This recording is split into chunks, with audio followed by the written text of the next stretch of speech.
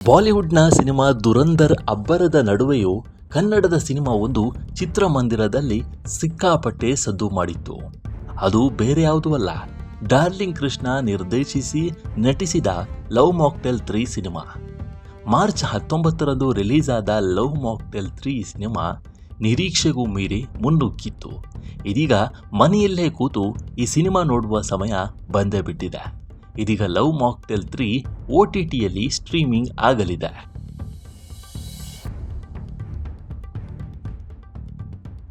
ಹೌದು, ಡಾರ್ಲಿಂಗ್ ಕೃಷ್ಣ ಅವರ love Mocktail 3 ಸಿನಿಮಾವನ್ನು ಜನ ಬಹಳಷ್ಟು ಇಷ್ಟಪಟ್ಟು ಮೆಚ್ಚಿಕೊಂಡರು. ಹಾಗೆಯೇ ಈ ಸಿನಿಮಾ ಥಿಯೇಟರ್ನಲ್ಲಿ ಸಾಕಷ್ಟು ಹಣವನ್ನು ಗಳಿಸಿತು. ಸಿನಿಮಾ ರಿಲೀಸ್ ಆದ ಒಂದು ವಾರದಲ್ಲೇ 10 ಕೋಟಿ ಕ್ಲಬ್ ಸೇರಿತ್ತು. ಒಟ್ಟಾರೆಯಾಗಿ ಹೇಳೋದಾದರೆ ಲವ್ ಮಾಕ್ಟೇಲ್ 3 ಸಿನಿಮಾ ನಿರೀಕ್ಷೆಗಿಂತ ಹೆಚ್ಚಿನ ಗಳಿಕೆಯನ್ನು ತಂದುಕೊಟ್ಟಿದೆ. ಲವ್ ಮಾಕ್ಟೇಲ್ 2ರ ಮುಂದುವರಿದ ಭಾಗ ಇದಾಗಿದ್ದು, ತಂದೆ ಹಾಗೂ ಮಗಳ ನಡುವಿನ ಬಾಂಧವ್ಯ, ಭಾವನಾತ್ಮಕ ಸಂಬಂಧಗಳನ್ನು ಈ ಸಿನಿಮಾದಲ್ಲಿ ತೋರಿಸಲಾಗಿದೆಯಂತೆ. ಜೊತೆಗೆ ಲವ್ ಮಾಕ್ಟೇಲ್ 1 ಹಾಗೂ ಲವ್ ಮಾಕ್ಟೇಲ್ 2 ಸಿನಿಮಾದ ದೃಶ್ಯಗಳಿಂದ ಕತೆ ಶುರುವಾಗುತ್ತೆ. ಬಳಿಕ ಮುದ್ದಾದ ತಂದೆ ಮಗಳ ಬ್ಯೂಟಿಫುಲ್ ಚಾಪ್ಟರ್ ಅನ್ನು ಕಾಣಬಹುದು.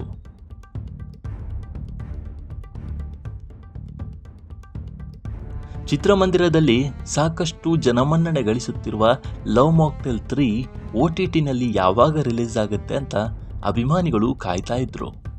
ಥಿಯೇಟರ್ಗೆ ಹೋಗಲು ಸಾಧ್ಯವಾಗದೇ ಇರುವವರು ಮನೆಯಲ್ಲೇ ಕೂತು ಈ ಸಿನಿಮಾವನ್ನು ಯಾವಾಗ ವೀಕ್ಷಿಸಬಹುದು ಅಂತ ಕಾತುರದಿಂದ ಕಾಯ್ತಾ ಇದ್ರು. ಆದರೆ ಇದೀಗ ಅದೆಲ್ಲದಕ್ಕೂ ಸಮಯ ಬಂದೇ ಬಿಟ್ಟಿದೆ.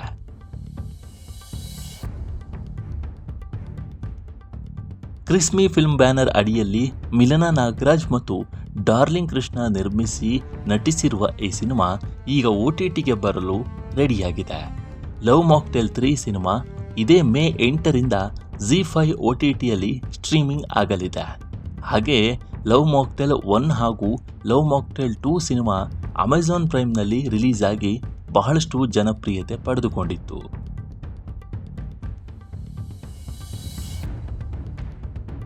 ಅದರಲ್ಲೂ ಲವ್ ಮಾಕ್ಟೇಲ್ 1 ಅಂತೂ ಹೇಳೋದೇ ಬೇಡ, ತುಂಬಾನೇ ಕ್ರೇಜ್ ಹುಟ್ಟಿಸಿದಂತಹ ಸಿನಿಮಾ ಆಗಿತ್ತು.